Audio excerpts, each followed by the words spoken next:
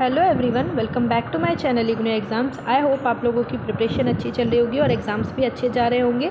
तो चलिए एग्ज़ाम को और अच्छा बनाने के लिए स्टार्ट करते हैं हमारी ये वीडियो। इसमें मैं आपको BHIC 132 के इंपॉर्टेंट क्वेश्चंस बताऊंगी और आंसर्स भी समझाऊंगी, जो कि आपका एग्ज़ाम होने वाला है 1-2 दिन के अंदर।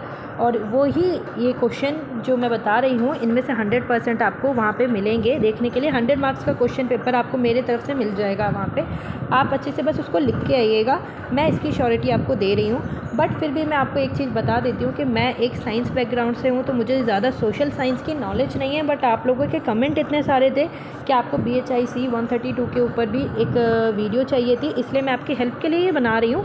बट अगर मैं थोड़ा सा चूक जाऊँ समझाने के लिए, तो आप उसको खुद से समझने की कोशिश कीजिएगा, क्योंकि आप एक सोशल साइंस के स्टूडेंट हैं। ठीक है, तो चलिए स्टार्ट करते हैं। ये वीडियो है आपकी BHIC 132, इसका कोड है history of India from CE 300 to 1206। क्या है ये? आपका कोड है BHIC 132, history of India from 300 से 1206 ईस्वी, इसका टाइटल है। तो स्टार्ट करते हैं। ये आपका 100 नंबर का क्वेश्चन पेपर आता है, 3 घंटे आपको मिलते हैं करने के लिए। एक नोट है सबसे पहले तो इसमें, जो कि सभी स्टूडेंट को पढ़ना इंपॉर्टेंट है, जो कि सारे ही स्टूडेंट मोस्टली छोड़ देते हैं। तो इसमें क्या इंपॉर्टेंट लिखा है कि आपको 5 क्वेश्चन करने हैं पूरे पेपर में, क्योंकि एक क्वेश्चन आपका 20 नंबर का होता है, तो 5 करेंगे तो 100 नंबर हो गए। तो 5 क्वेश्चन आपको करने हैं और मिनिमम 500 वर्ड्स लिखने ही लिखने हैं। एक क्वेश्चन करने के 500 वर्ड लिखने ही लिखने हैं। और आपका ये क्वेश्चन पेपर 3 पार्ट में डिवाइड होगा, ABC। तो हर एक पार्ट में जितने भी क्वेश्चन दिए होंगे, आपको उसमें से 1-2 क्वेश्चन हर एक में से करना है। मतलब 2 इसमें से करेंगे, 2 इसमें से करेंगे, 1 इसमें से करेंगे। इस तरीके से आपको करना है। ये नहीं कि सेक्शन 1 में आपको 5 क्वेश्चन दिए हैं तो आप पाँचों के पाँचों सेक्शन 1 में से ही कर रहे हैं, ऐसा कुछ नहीं है। आपको हर एक सेक्शन से अटैम्प्ट करना होगा। तो ये आप समझ गए होंगे, जो कि इंपॉर्टेंट था आपके लिए। तो चलिए स्टार्ट करते हैं क्वेश्चन नंबर 1 के साथ। क्वेश्चन नंबर 1 क्या कह रहा है, जो कि बहुत इंपॉर्टेंट क्वेश्चन है। आप लोग टिक मार्क कर लेना, इसको डबल स्टार लगा लेना, रट लेना बिल्कुल, क्योंकि ये अभी तक 4 बार आया हुआ है। देखो 4 बार किस तरीके से घुमा फिरा के पूछा है। मैंने चारों बार लिख कर दिखा दिया आपको, क्योंकि किसी भी तरीके से घुमा फिरा के पूछ सकते हैं आपसे। ये नहीं कि जैसे मैंने आपको क्वेश्चन लिख के बताया वैसे ही पूछेंगे, बट आंसर निकल के वही आएगा, किसी भी तरीके से घुमा के पूछ लें। ठीक है, तो ये अभी तक 4 बार आ चुका है। 5 साल के ये प्रीवियस ईयर का क्वेश्चन पेपर है, 5 साल में से 4 बार आया ही आया है। तो सोचिए कितना इंपॉर्टेंट होगा। तो चलिए स्टार्ट करते हैं। क्वेश्चन नंबर 1 क्या कह रहे हैं, discuss the efforts made by the Samudragupta for the expansion of the Gupta empire. क्या है, आपको ये लिखना है कि समुद्रगुप्त के क्या एफर्ट्स थे अपने गुप्ता एम्पायर को एक्सपेंड करने के लिए, ये बताना है। एक बार ऐसे पूछा गया, फिर एक बार पूछा गया discuss the expansion and consolidation of Gupta empire with special reference to the Samudragupta concept. क्या है, फिर दूसरी बार इस तरीके से पूछा गया कि आपको समुद्रगुप्त के क्या संदर्भ और वो थे, क्या कहते हैं, एक्सपेंशन करने के क्या क्या उन्होंने अपने एफर्ट्स डाले थे और अपनी विजय कैसे प्राप्त करी थी, उस पर स्पेशल फोकस देकर आपको बताना है। ठीक है, तो पूछ वही रहा है पर घुमा के पूछ रहा है वो। ठीक है, डिस्क्राइब दी, तीसरी बार कैसे पूछा, describe the expansion and consolidation of Gupta empire by Samudragupta and Chandragupta second. क्या है, आपको थर्ड बार ऐसे पूछा गया कि एक्सपेंशन और कोलिड्रेशन कैसे हुआ गुप्ता एम्पायर का समुद्रगुप्त और चंद्रगुप्त के द्वारा, वो बताइए। बट थर्ड में थोड़ा सा बस इसको मॉडिफाइड करके इसमें चंद्रगुप्त का भी नाम ऐड किया है, तो थोड़ा चंद्रगुप्त के बारे में आपको पता होना चाहिए, जो कि मैं इसी में आपको बता दूंगी। ठीक है, फोर्थ टाइम ऐसे पूछा गया प्राज्ञा प्रतिष्ठा ऑफ समुद्रगुप्त। तो प्राज्ञा प्रतिष्ठा क्या थी, एक टाइप की मॉन्यूमेंट इनके द्वारा बनाई गई थी, तो उसके ऊपर आपको लिखना था। तो है मेनली समुद्रगुप्त के ऊपर ही और चंद्रगुप्त के, और उनका एम्पायर कैसे एक्सपेंड हुआ कैसे नहीं हुआ। हाँ, तो इस चीज़ के ऊपर आपको लिखना है। तो आप क्वेश्चन समझ गए किस तरीके से आपको घुमा फिरा के पूछना है। तो चलिए स्टार्ट करते हैं इसका आंसर कैसे लिखेंगे आप। सबसे पहले तो आपको सबसे पहले एक टिप याद रखनी है कि आपको जितना हो सके लेंदी करके लिखना है। चाहे आपसे छोटी राइटिंग है उसको बड़ा बड़ा करके लिखिए, ताकि 20 नंबर का क्वेश्चन है तो 20 नंबर आपको ज़्यादा से ज़्यादा वर्ड्स में लिखना है। 500 वर्ड्स कम नहीं होते हैं, तो जितना आप एक्सपेंड करके लिखेंगे, बढ़ा चढ़ा के लिखेंगे, उतना अच्छा रहेगा। ठीक है, ये नहीं कि घुमाते ही रहो। ठीक है, स्टार्ट करते हैं आंसर नंबर 1। पहले आप हेडिंग डालेंगे, the expansion and consolidation of Gupta empire with a special focus on the efforts made by the Samudragupta. पहले आपने हेडिंग डाली कि एक्सपेंशन और कोलिड्रेशन कैसे हो रहा है गुप्ता एम्पायर का, और हम मेनली फोकस कर रहे हैं समुद्रगुप्त के एफर्ट्स के ऊपर। ठीक है, स्टार्ट करते हैं। पहले आप बताएंगे समुद्रगुप्त कौन थे। Samudragupta was one of the most powerful ruler of the Gupta empire and he played a crucial role in expanding its boundaries. क्या है, समुद्रगुप्त क्या थे, एक बहुत पावरफुल वो थे, रूलर थे अपने एम्पायर के, और इन्होंने बहुत एक इम्पॉर्टेंट रोल प्ले किया है अपने बाउंड्रीज़ को एक्सपेंड करने के लिए, मतलब अपने एम्पायर को ज़्यादा से ज़्यादा फैलाने के लिए इन्होंने बहुत सारे इम्पॉर्टेंट कदम उठाए थे, ठीक है। He was a great warrior and strategistic and his military campaigns help the empire reach its top. क्या है, ये एक ग्रेट वॉरियर भी थे और स्ट्रेटेजिस्टिक भी थे, और इनकी जो मिलिट्री कैंपेन थी इन्होंने भी इनका हेल्प किया कि ये अपने एम्पायर को टॉप तक ले जा सकें, बिल्कुल ऊंचाई तक पहुंचा सकें।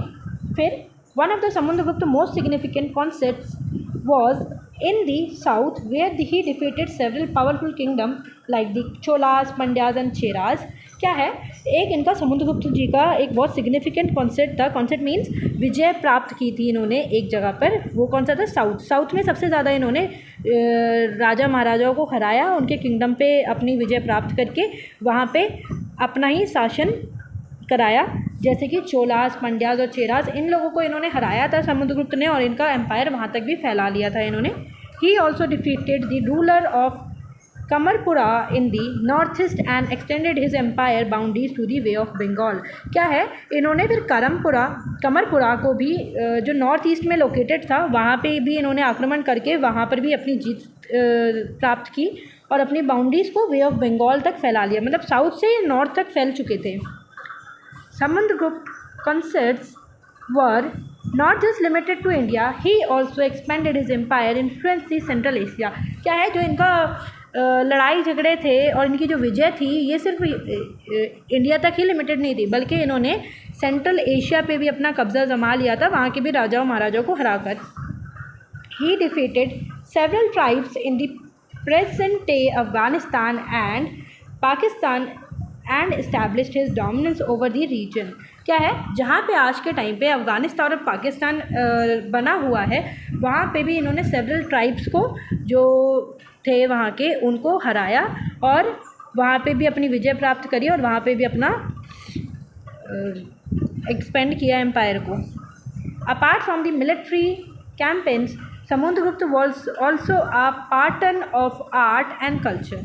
क्या है, जो समुद्रगुप्त थे उनकी मिलिट्री कैंपेन के अलावा भी समुद्रगुप्त को क्या था, आर्ट और कल्चर में बहुत दिलचस्पी थी और वो उसको संरक्षण देते थे। आर्ट और कल्चर को पार्टन का मतलब होता है संरक्षण देना, ठीक है। He commenced several monument and temples including famous Prayag Prashasti inscription that describe that concepts and achievement. क्या है, इन्होंने बहुत सारी मॉन्यूमेंट वगैरह, टेम्पल वगैरह बनवाए थे, जिसमें से एक बहुत फेमस है प्राग्या प्रतिष्ठा, जिसके बारे में आपको एक शॉर्ट नोट लिखने को बोला था, जो कि मैं इसी में समझा दे रही हूँ कि क्या है, जिससे आप उसको बढ़ा चढ़ा के लिख सकें कि हाँ भाई ऐसे ऐसे उन्होंने जगह पे विजय प्राप्त करी अपनी और ऐसे एक्सपेंड किया। फिर इतना एक्सपेंड होने के बाद वो इतने बड़े राजा बन गए कि उन्होंने मॉन्यूमेंट वगैरह बनवाए और उनकी मिलिट्री ने भी उनका हेल्प किया और वो एक आर्ट कल्चर के भी संरक्षण थे, तो इसलिए वो इतना चीज़ें कर सके। तो आप उस शॉर्ट नोट में भी यही सारी चीज़ें लिख के आएंगे, ठीक है, अगर ऐसे पूछता है तो, ठीक है। जो इन्होंने मॉन्यूमेंट बनवाई थी वो क्या था, इनके विजय और अचीवमेंट्स को दर्शाती थी ये monument. Samudragupta sons Chandragupta second continues his father's legacy and expand the empire even further. क्या है, जो चंद्रगुप्त थे वो समुद्रगुप्त के बेटे थे और इन्होंने भी अपने पिता के जाने के बाद इनके पिता की ही लेगेसी को आगे बढ़ाया और जैसे इनके फादर समुद्रगुप्त ने इतना एक्सपेंड किया था अपना एम्पायर, वैसे ही इन्होंने भी आगे चल के इसको एक्सपेंड किया, बढ़ाते गए इसकी बाउंड्री को। He conquered several territories in western India and establish friendly relationship with neighbouring kingdom like Sri Lanka. क्या है, इन्होंने क्या किया इनके बेटे ने कि इन्होंने और जगह पे विजय प्राप्त करी और अपने एक्सपेंड किया एम्पायर को, उसके साथ साथ इन्होंने जो वेस्टर्न इंडिया था वहाँ पे अपने फ्रेंडली रिलेशनशिप बनाए, अच्छे दोस्त बने लोगों के साथ। और श्रीलंका, जैसे कि श्रीलंका इनका फ्रेंडली रिलेशनशिप के अंदर आता है, ठीक है। कॉन्क्लूजन में क्या लिखेंगे, Samudragupta efforts were instrumental in expanding and consolidation of empire. क्या है, जो समुद्रगुप्त के प्रयास थे ना वो बहुत विस्तार में है और उनका एक्सपेंडिंग हुआ, एम्पायर बढ़ता गया, कंसोलिडेट भी हुआ इनके इतने एफर्ट्स करने के बाद। His military campaign and patronage of art culture help establish the Gupta dynasty as one of the greatest empire. क्या है, जो इनका वो था कि कला और उसके लिए एम्पायर, आर्ट और कल्चर के लिए जो इनका संरक्षण था उसमें इन्होंने अपनी डायनेस्टी को और बढ़ाया, ग्रेट एम्पायर में तब्दील किया फिर इसको। ठीक है, तो ये इनके एफर्ट्स थे कि कैसे कैसे इन्होंने अपनी बाउंड्रीज़ को बढ़ाया और कैसे कैसे इनकी लेगेसी आगे बढ़ाई। इनके बेटे ने कैसे डिफरेंट टाइप के मॉन्यूमेंट्स बनवाए थे इन्होंने। तो ये एक इंपॉर्टेंट क्वेश्चन है, बार बार पूछा जाता है आपसे, तो आपको पता होना चाहिए। तो चलते हैं हम नेक्स्ट क्वेश्चन की तरफ। नेक्स्ट क्वेश्चन क्या कह रहा है, मैं हिंदी में भी इसमें दिखा देती हूँ आपको, क्योंकि बहुत सारे कमेंट आए थे मुझे हिंदी वाले बच्चों के भी कि मैम हिंदी में भी आप बता दीजिए। तो मैंने हिंदी में आपको समझा दिया, आप हिंदी में पढ़ लेना इसको कि किस तरीके से आपको लिखना है। तो आप देख के स्क्रीनशॉट ले सकते हैं, वरना मैं इसका PDF आपको अपने टेलीग्राम ग्रुप पे डाल दूँगी, जिसका डिस्क्रिप्शन में लिंक दे दूँगी मैं। जो ज्वाइन नहीं है वो ज्वाइन करके वहाँ से ये PDF से पढ़ सकते हैं। ठीक है, तो PDF से पढ़ सकते हैं या स्क्रीनशॉट ले लीजिए, जैसे आपका मर्ज़ी है। ठीक है,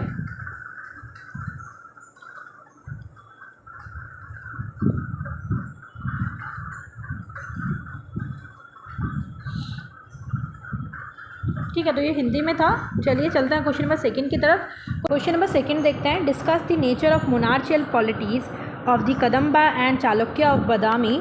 क्या है, आपको ये चालुक्य और बादामी और कदम्बा के पास जो भी मोनार्चियल पॉलिटीज़ थी वो बतानी है कि वहाँ की राजशाही नीतियाँ क्या थी, वो लिखनी है आपको। ठीक है, आप क्वेश्चन समझ गए, आंसर देख लेते हैं। पहले आप हेडिंग डालेंगे the nature of monarchial polities of Kadamba and the Chalukya of Badami. ठीक है, हेडिंग डाली, फिर आप स्टार्ट करेंगे कदम्बा के साथ। Firstly the Kadamba they were the dynasty that rule part of the present day Karnataka and Goa. क्या है, जो ये कदम्बा थे जो आजकल कर्नाटका और गोवा जहाँ पे स्थित है वहाँ पे इनके वंश ने राज किया था। Their polity was characterize by decentralize system of governance with the power being shared among the local chieftains. क्या है, जो यहाँ का पॉलिटी था ना, उनके बीच में एक कैरेक्टर था। क्या मेन कैरेक्टर क्या था कि इनकी जो पॉलिटी थी वो डिसेंट्रलाइज थी। डिसेंट्रलाइज का मतलब कि जो पावर होगी वो एक के पास नहीं होगी, बल्कि दो में वो पावर शेयर करेंगे।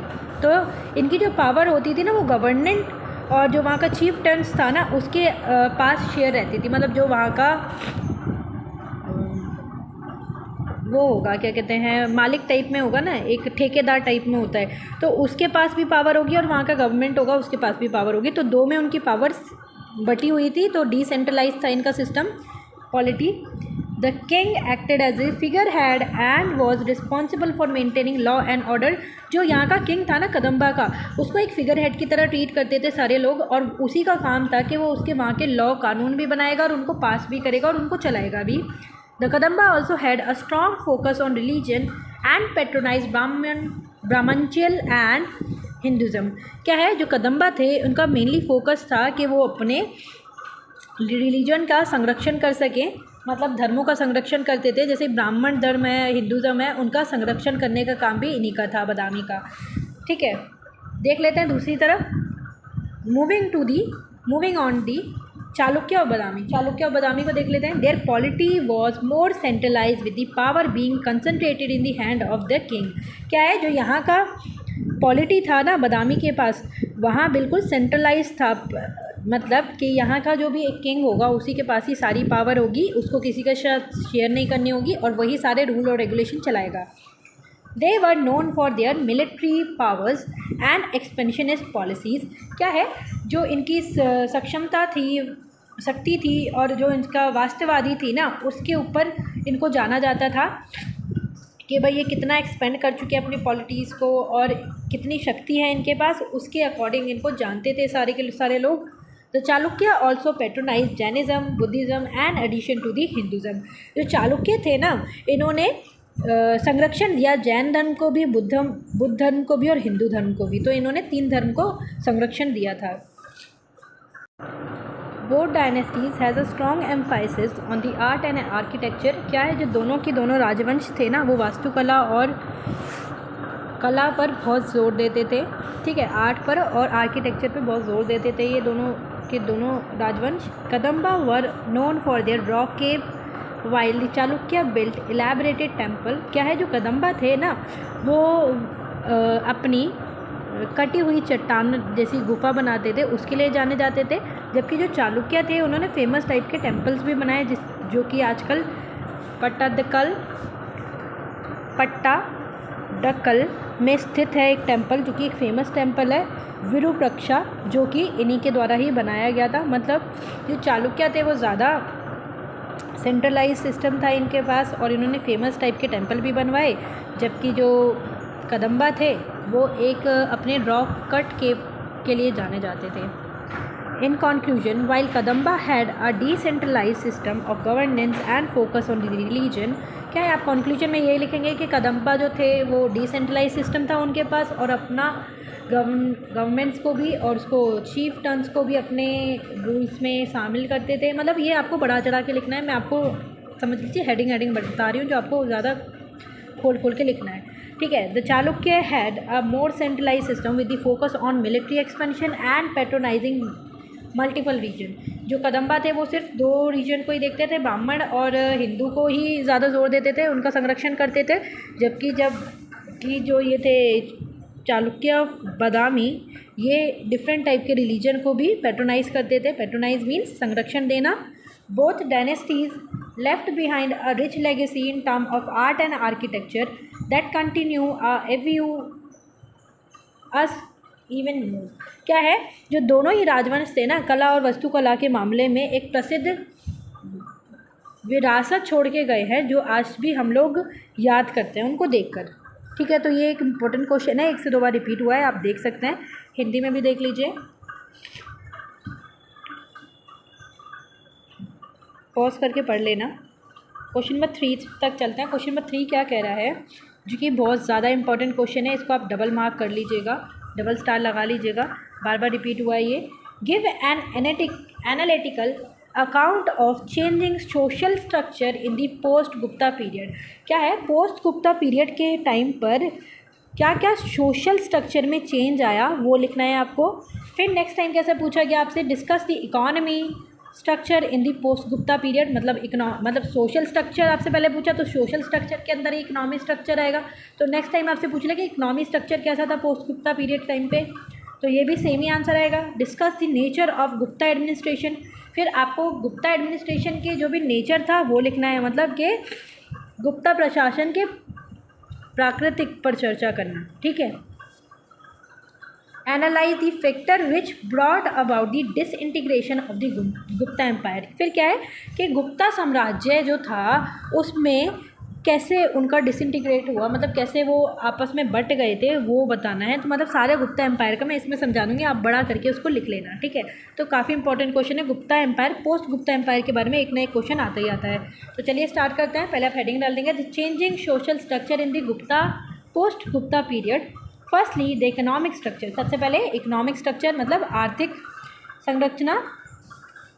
The decline of Gupta empire lead to the emergency of regional kingdom resulting in the decentralised economy. जो गुप्ता साम्राज्य था ना उसका जब पतन हुआ तो उसके कारण उसके राज्यों का उदय हुआ, मतलब बढ़ गए वो, उनका जो राज्य था वो बढ़ गया, हाँ। उसके ही साथ साथ जो वहाँ की इकोनॉमी थी वो भी डिसेंट्रलाइज्ड हो गई। The shift from land based revenue to taxation on trade and commerce led to the growth of the urban center and trade routes।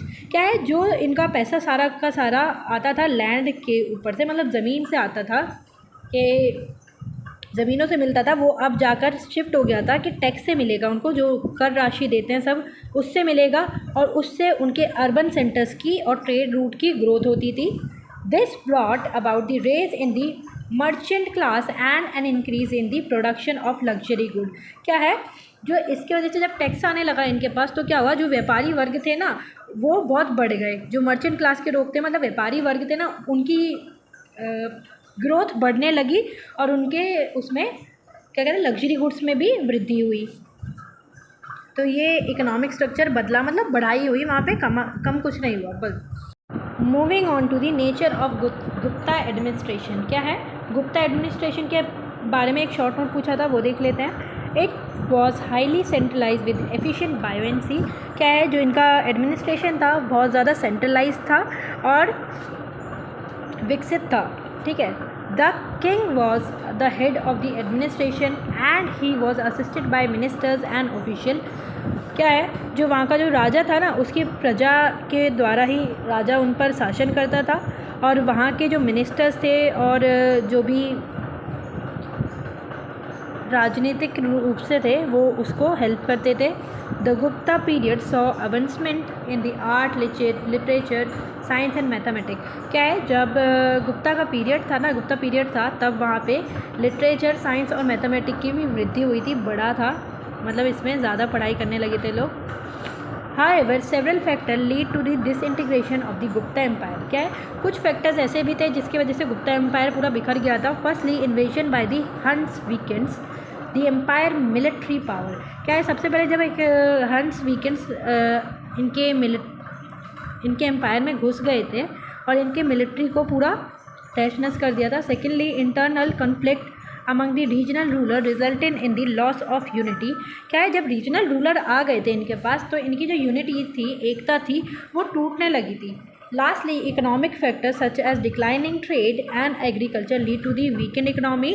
क्या है, जब किस वजह से मतलब इनका जो गुप्ता एम्पायर था वो टूटने लगा था, तो पहले तो हंस वीकेंड आ गए थे इनके एम्पायर में, उन्होंने इन पे हमला किया तो टूट गया। फिर जो इनके साथ साथ के लोग थे, यूनिटी उनकी टूट गई, एकता टूट गई, उसकी वजह से इनका डिक्लाइनिंग होने लगा। फिर कुछ इकोनॉमिक फैक्टर भी थे जो इफ़ेक्ट किए, जो भी एग्रीकल्चर और ट्रेड थे वो भी डिक्लाइन होने लगे, वो भी कम होने लगे, तो इनकी इकनॉमी भी कमज़ोर पड़ गई थी, जिस वजह से इसका पतन होने लगा था। तो ये आप गुप्ता एम्पायर के बारे में समझ गए होंगे। ठीक है, मैंने आपको पहले बताया था मैं इतना अच्छा नहीं समझा पाऊँगी, मैं साइंस की स्टूडेंट हूँ, फिर भी मैं अपना पूरा 100% दे रही हूँ कि आप समझ सकें। ठीक है, तो ये आप कंक्लूजन में यही लिखेंगे कि changing social structure in the post Gupta period saw a shift from a centralised economy to decentralised one. क्या है, जो कंक्लूजन में क्या लिखेंगे कि जो इसका सोशल स्ट्रक्चर था गुप्ता पीरियड का, उन्होंने पूरा शिफ्ट किया कि सेंट्रलाइज इकोनॉमी से वो डिसेंट्रलाइज तक कैसे पहुँच गए। तो Gupta administration was highly efficient but unlimited succumbed to the external and internal pressures leading to the downfall। क्या जो इनका एडमिनिस्ट्रेशन था, इन्होंने खूब रूल किया सब पर, और इन्होंने अपने टाइम पे आर्किटेक्चर और मैथमेटिक्स साइंस को भी बढ़ावा दिया। उसके बाद इनका ना डाउनफॉल जाने लगा, मतलब पतन होने लगा इनका, क्योंकि बाहर के लोग भी इन्वेड कर गए थे इनके एम्पायर में, एकता टूटने लगी थी, जिसकी वजह से ये इकोनॉमिक फैक्टर भी इनके गिर गए, जिसकी वजह से इनका पतन हो गया था। ठीक है, तो आप हिंदी में पढ़ लीजिएगा अगर ज़्यादा समझ ना आए तो।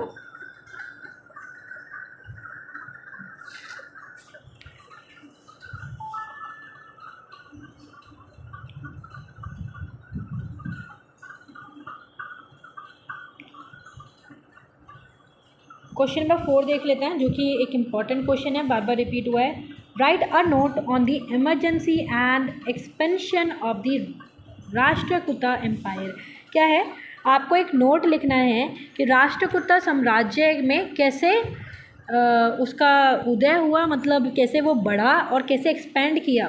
ठीक है, तो राष्ट्रकूटा एम्पायर कैसे कैसे बढ़ावा मिला राष्ट्रकूटा एम्पायर को, और कैसे उनका एक्सपेंशन होता गया, मतलब किस तरीके से मतलब उनका एम्पायर बढ़ता गया और कैसे ज़्यादातर फैलता गया, ये आपको बताना है। ठीक है, लाइट, फिर नेक्स्ट टाइम कैसे पूछा गया, throw light on the raise and fall of Rashtrakuta empire, के राइज के राष्ट्रकूटा एम्पायर जो था वो उसकी कैसे बढ़ोतरी हुई और कैसे वो गिरा, पतन हुआ, वो दोनों बताने हैं आपको, पतन कैसे हुआ और कैसे वो बढ़ा।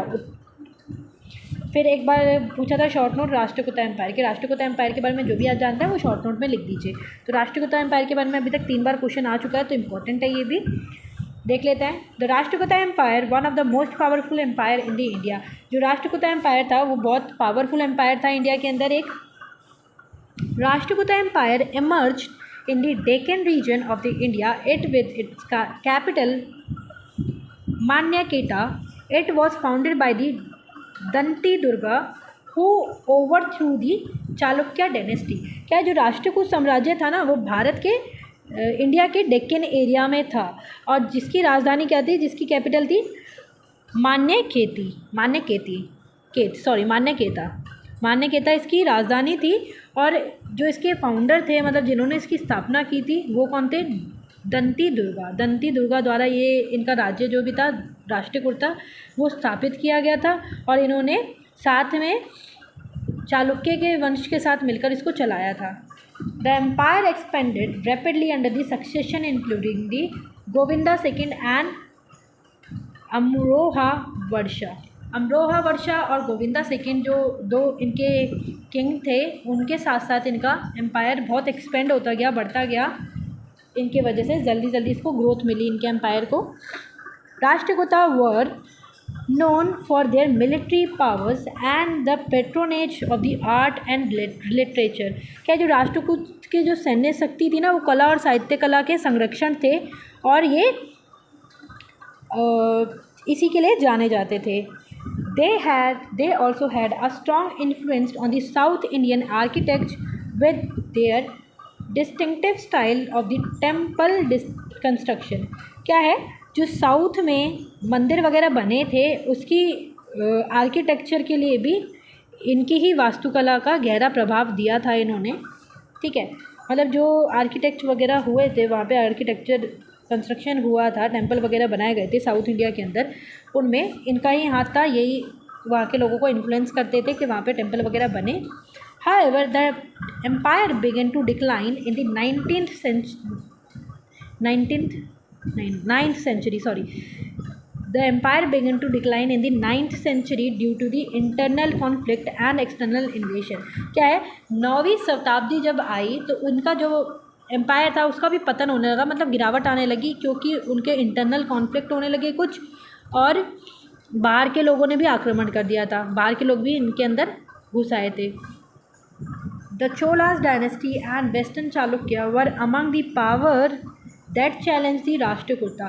क्या है, जो चालुक्य डायनेस्टी और वेस्टर्न चालुक्य थे उनके पास इतनी पावर थी कि वो चालुक्य को हरा सकते थे, चुनौती दे सकते थे।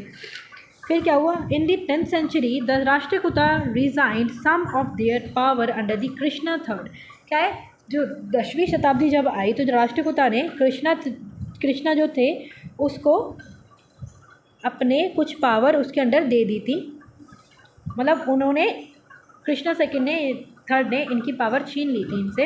However their decline continue and they were eventually defeated by the Chalukya of Kalyani in 973 ईस्वी।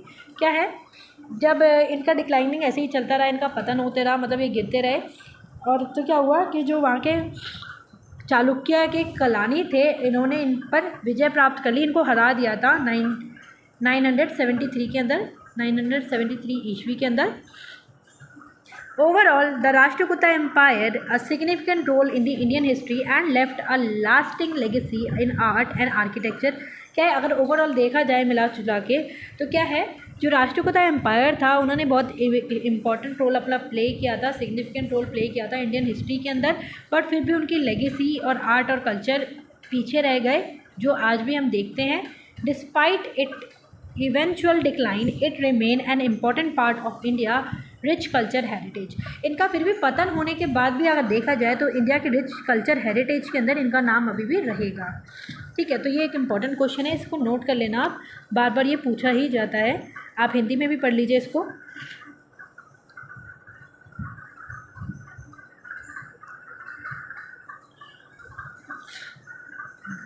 क्वेश्चन नंबर 5 के पास चलते हैं। क्वेश्चन नंबर 5 भी एक इम्पॉर्टेंट क्वेश्चन है। क्वेश्चन नंबर 5 क्या रहा है, write a short note on the important feature of the political and military system of Rajput. क्या है, राजपूत की जो भी राजनीतिक और सैन्य व्यवस्था थी उसके ऊपर आपको एक शॉर्ट नोट लिखना है कि उनकी जो भी राजनीतिक और सैन्य व्यवस्था क्या थी उसके ऊपर एक शॉर्ट नोट लिखना है कि राजपूतों की क्या थी। और फिर एक बार इस तरीके से पूछा, नेक्स्ट टाइम पूछा था political and military system of Rajput, next time भी यही पूछा है, शॉर्ट कर दिया इसको कि राजपूत और राजनीतिक और उसके सैन्य व्यवस्था क्या थी वो लिखना है। सबसे पहले आप हेडिंग डालेंगे the political and military system of Rajput, फिर स्टार्ट करेंगे firstly the Rajput were a warrior community who ruled over the various region of the India during this period. क्या है, अगर हम राजपूत को देखे जाए तो एक बहुत बड़े वॉरियर थे, हाँ योद्धा थे, जिन्होंने इंडिया के अंदर डिफरेंट टाइप के रीजन्स के अंदर रूल किया था। Their political system were based on the clan based monarchy. जो इनका पॉलिटिकल सिस्टम था ना वो क्लेन बेस्ड मोनार्ची के ऊपर बेस्ड था। मतलब क्लेन बेस्ड मोनार्ची का मतलब ये हो गया कि वहाँ के जो भी कबीले के लोग थे ना, कबीला टाइप में, उनके ऊपर बेस्ड था कि किस टाइप से इनको पॉलिटिकल दिया जाएगा। Where each clan had its own ruler who had absolute power over his territory. क्या है, जहाँ पे हर एक क्लैन मीन्स कबीला, जहाँ पे हर एक कबीले के पास एक रूलर दिया जाता था कि वो उस कबीले की पूरी देखभाल करेगा और उसकी सारी पावर उसी के हाथ में होती थी। The military system of Rajput was also quite unique. जो इनका मिलिट्री सिस्टम था ना राजपूत का, वो भी बड़ा यूनिक टाइप का था।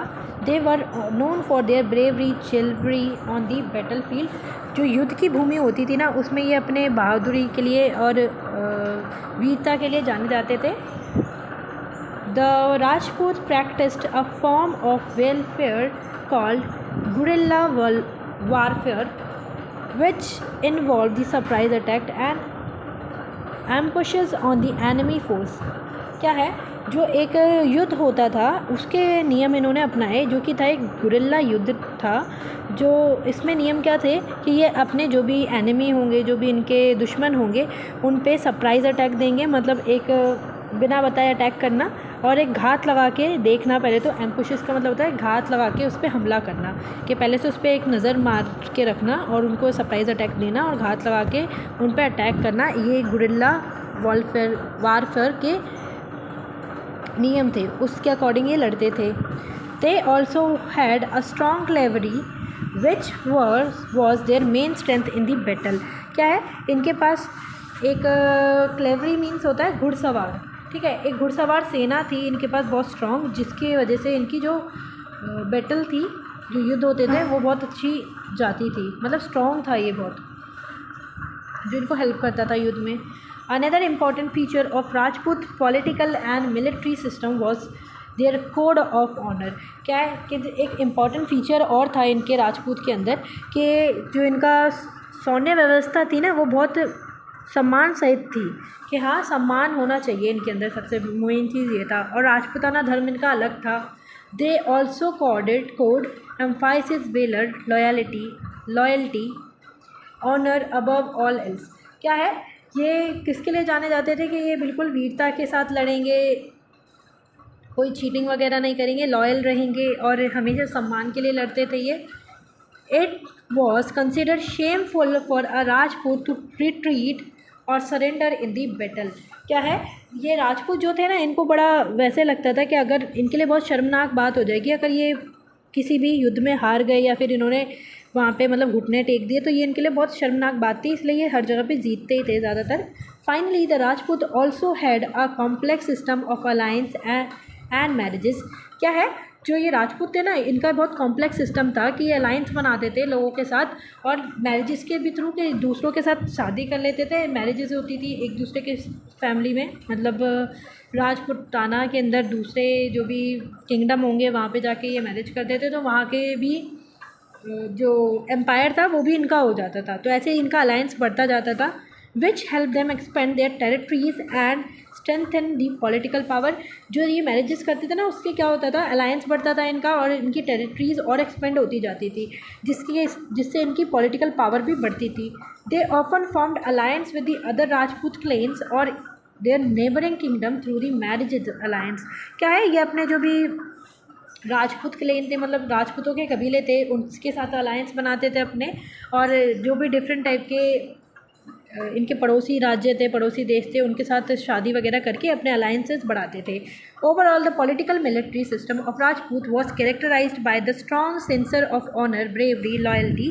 क्या है, अगर ओवरऑल हम देखें तो जो मिलिट्री सिस्टम है राजपूत का, वो बहुत अच्छा है, स्ट्रॉन्ग है और हमेशा ये ब्रेवरी के साथ रहे हैं। ब्रेवरी इनका एक नियम है कि हमेशा ये वीरता के साथ रहे हैं और लॉयल्टी के साथ रहे हैं। There unique trade tactics and strategies on the battlefield made there the formidable force of the reckoned with। क्या है, जो इनकी मैदान पे युद्ध करने की अनूठी थी ना, वो बड़ी राजनीतिक तौर की थी, जिससे इनको हर जगह पे जीत मिलती थी, शक्ति मिलती थी। तो ये राजपूत के ऊपर एक शॉर्ट नोट टाइप में था, ये आप बना के लिख सकते हैं, बट इसमें थोड़ा ना जो आपके वर्ड्स दिए हैं वोकैबुलरी, उसमें थोड़ा आपको दिक्कत आएगी, तो उसको आप लर्न कर लीजिएगा। जैसे कुछ कुछ वर्ड्स हैं इसमें कि वेलर क्या होता है कि वीरता है, ये एम्फासिस और शेमफुल तो हमें पता ही है, मतलब थोड़ी चीज़ें हो जाती हैं। क्लेवरी मीन्स आपको पता है घुड़सवार, मतलब घुड़सवारी की सेना। तो ये थोड़े वर्ड्स ऐसे हैं जिसको आपको याद करने पड़ेंगे, वैसे तो इजी है, ज़्यादा वैसा नहीं है, बट फिर भी मेरे से जितना हुआ मैंने आपको समझा दिया, मैंने आप कोशिश करी है समझाने की, और आई होप कि आपको हेल्प मिली हो। तो हम स्टार्ट करेंगे नेक्स्ट क्वेश्चन नंबर 6 थे, नेक्स्ट वीडियो में स्टार्ट करेंगे, जो कि इम्पॉर्टेंट क्वेश्चन है, बार बार रिपीट हुआ है, आप देख सकते हैं। और आपका इसका PDF मिल जाएगा मेरे टेलीग्राम ग्रुप पर, तो आप ज्वाइन कर लीजिएगा। और आपको मेरी वीडियो पसंद आई हो, एफर्ट्स पसंद आए हो, तो एक लाइक कीजिएगा, सब्सक्राइब कीजिएगा, और थैंक यू। मिलते हैं नेक्स्ट वीडियो में।